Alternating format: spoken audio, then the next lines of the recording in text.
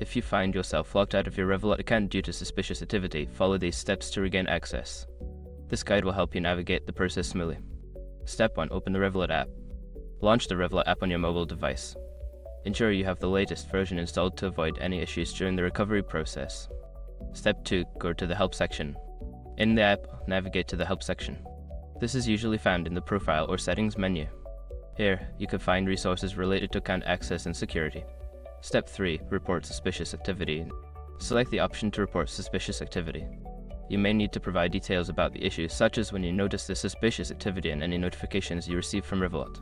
Step 4. Follow verification steps. Revolut will guide you through a verification process. This may include answering security questions, providing identification, or confirming recent transactions. Follow the prompts carefully to verify your identity. Step 5. Await confirmation. After completing the verification steps, wait for a confirmation from Revolut. This may take some time, so be patient.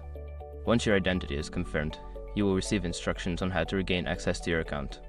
By following these steps, you should be able to regain access to your Revolut account. If you encounter any issues, consider reaching out to Revolut's customer support for further assistance.